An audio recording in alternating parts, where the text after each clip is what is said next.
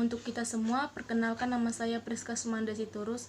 Saya akan menjelaskan mengenai isi dan sistematika dari satu jurnal konflik yang berjudul Diskriminasi Terhadap Perempuan dalam Perspektif Feminisme Multikultural, kajian terhadap novel Scapa per Amor, karya Dini Fatria. Penulisnya itu bernama Mustika. Nah, yang saya temukan sistematika dari penulisan jurnal ini, ada judul, ada penulis, ada abstrak, ada juga metode penelitian, ada kata kunci, pendahuluan, ada juga pembahasan atau hasil penelitian, dan yang terakhir penutup.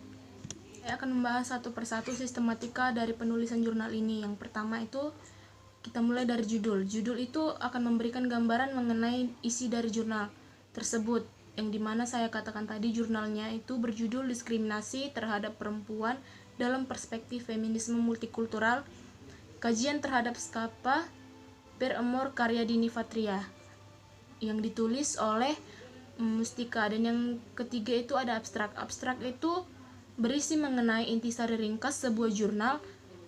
Di dalamnya ada sedikit intro, tujuan penelitian, metode penelitian, dan juga hasil penelitian.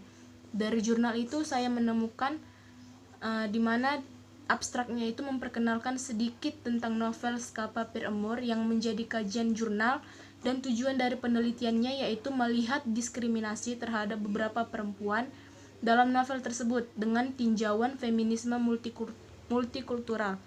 Metode penelitian yang dipakai yang saya lihat di sini adalah studi literatur, dan melalui penelitian ini dapat diketahui bahwa beberapa perempuan dalam novel yang disingkat dengan SPA tersebut didiskriminasi bukan hanya karena persoalan mereka adalah perempuan, tetapi juga dipengaruhi oleh faktor usia, agama, suku, dan status anak. Dan yang keempat, ada kata kunci, di mana kata kunci dalam jurnal tersebut, kata kunci dalam jurnal akan berisi tentang gagasan atau konsep dasar sebuah penulisan jurnal. Yang saya lihat di jurnal tersebut, kata kuncinya ada diskriminasi, perempuan, feminisme multikultural, dan novel. Dan yang selanjutnya ada pendahuluan, yang dimana pendahuluan ini biasanya berisi mengenai latar belakang suatu masalah yang dikaji dalam sebuah jurnal. Dalam jurnal itu dikatakan bahwasanya novel tersebut menceritakan tentang seorang wartawan yang bernama Diva yang ditugaskan ke benua Eropa dengan agenda meliput Islam untuk program acara Ramadan. Perjalanannya itu adalah adalah upaya dia untuk melarikan diri dari bayang-bayang cintanya yang telah berakhir. Dan petualangannya menjelajahi berbagai negara di benua Eropa. Si wartawan ini bertemu dengan beberapa perempuan yang mendapatkan diskriminasi baik dari laki-laki maupun lingkungan sekitarnya. Begitu juga dengan ibu si Diva yang mendapatkan perlakuan tak adil dari sang ayah. Berbagai konflik berupa pendiskriminasian perempuan yang terjadi di belahan dunia, terutama yang dilihat Diva di benua Eropa, yang dimana notabene-nya negara-negaranya itu adalah negara maju, yang dimana memberikan kebebasan kepada perempuan. Namun nyatanya perjuangan perempuan-perempuan itu dalam menemukan kebebasan tidak benar-benar terpenuhi. Pendiskriminasian itu sejalan dengan ragam pemikiran feminisme multikultural, di mana semua perempuan tidak dikonstruksi secara setara, bergantung kepada ras, kelas, kecenderungan seksual, usia, agama, pencapaian pendidikan, pekerjaan, dan juga status perkawinan, kemudian kondisi kesehatan, dan juga sebagainya. Nah, yang ke-6 itu ada metode penelitian, di mana metode penelitian ini biasanya berisi tentang metode atau teknik pengumpulan data yang dilakukan. Yang saya temukan penelitiannya ini menggunakan studi literatur, dan kemudian sistematika yang selanjutnya ada pembahasan atau hasil penelitian, yang dimana penjelasan mengenai masalah yang dikaji akan ada di dalam sebuah pembahasan atau hasil penelitian sebuah jurnal.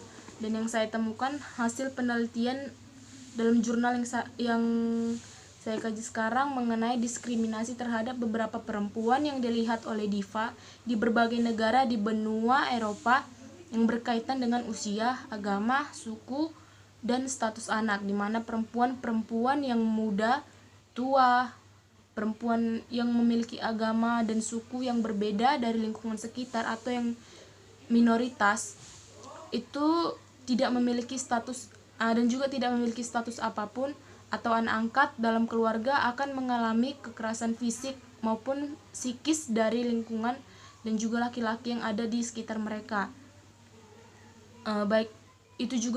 Baik keluarga mereka sekalipun akan melakukan diskriminasi terhadap perempuan-perempuan yang minoritas di lingkungan tersebut. Yang terakhir ada penutup, di mana penutup ini biasanya berisi tentang kesimpulan yang menjawab tujuan dari penelitian, dan ada juga daftar pustaka.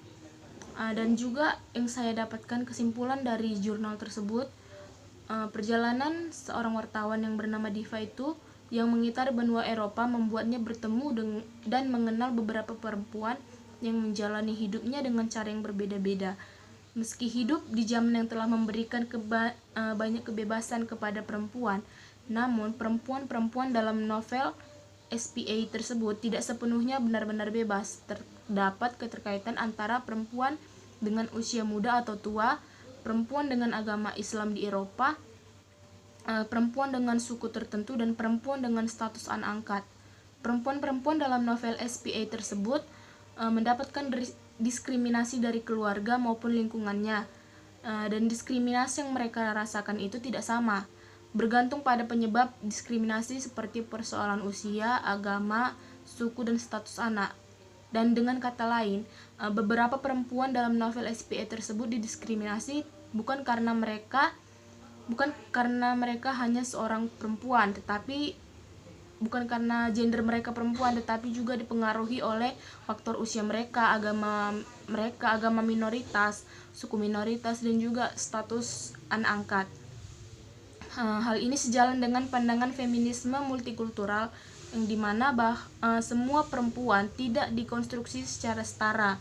Paham feminisme multikultural yang menekankan pada aspek multikultur sangat menjunjung tinggi keberagaman, sehingga semestinya tidak ada diskriminasi terhadap perempuan yang berapapun usianya, apapun agamanya, apapun sukunya, statusnya apa dalam keluarga, dan sebagainya. Semua harus diberlakukan secara setara dan harus mendapatkan penghargaan yang sama.